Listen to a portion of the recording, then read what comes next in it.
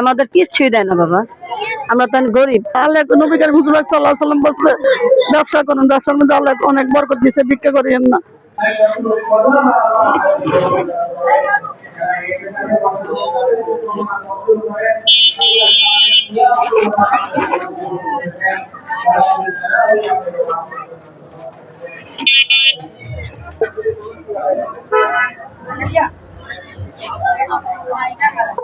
কিচ্ছু দেয় না, কিচ্ছু খাওয়াই না, কিছু কাপড় পাই না, তেল পাই না, সার পাই না, ঢাসা রাস্তা নেবো ভাই। আর কি করবো, আরেক ধরন যাই, আমরা বাড়ি ঘর কিচ্ছু নাই, অর্থ সম্পদ কিছু না, মাসে ভাই তাহি বাউল্লা, আমরা কিছুই পাই না। আমাদের কিচ্ছুই দেয় না বাবা, আমরা তো গরিব।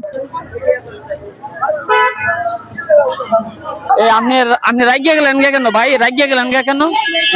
কি করবো? হ্যাঁ, কি লেগে কথা কম কল? আপনাকে দিবেন কলে, আপনারা দিবেন নাকি এটা কল? আর কইলে লাভ কি মেয়ে? ওনারা উদয় খামাকে একটা উদয় ইয়ে করে খামা কেন কি? আমরা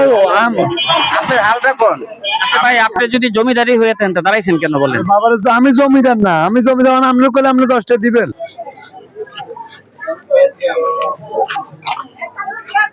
কিনে না বাবা, বসে আছি, মানুষের কাছে ভিক্ষাও চাইতে পারি না। দেখেন ব্যবসা করে চলে না কিছু না, এই যে ব্যবসা দেখেন, জি কেউ জানে না বাবা। এই যে ব্যবসা বাবা দেখেন, আমার পাউডার সমস্যা হয়ে যাচ্ছে, চিকিৎসা করাইতে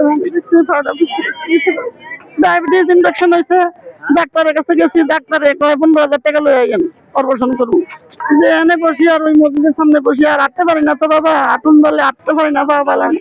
ছেলে আছে, বিয়ে করছে, ওরা কোনো, ওর বাবা কোনো খোঁজ খবর নেই না। ছেলেটা মাদ্রাসা পড়ে ওইটা লেখা দিছি, একজনে 1500 টাকা দিছে হাতিয়া, এটা দিয়ে আনে যে ব্যবসা করতেছি। চাই যে আমার ছেলেটার মাদ্রাসা, আমার ছেলেটার খরচ চালাক। আমার ছেলেটা মাদ্রাসায় ভরে হেফজ শেষ করছে, মাত্র হেফজ শেষ করছে, আবার নতুন করে মাদ্রাসায় ভর্তি করা লাগবে, সব নতুন করে করা লাগবে।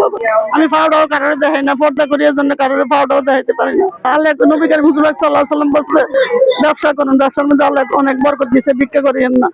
এর জন্য ভিক্ষা এটা আমি আশা করি না, কারো কাছে চাইও না। যার মন চায় হাতিয়ে কিছু ভালো দেয়, 10 টাকা 20 টাকা, যার যা পারে মন ছেলে দেয়, না মন ছেলে না দেয়। মন ছেলে কিনে না, মন ছেলে নাই, বসেই থাই রোদের মধ্যে।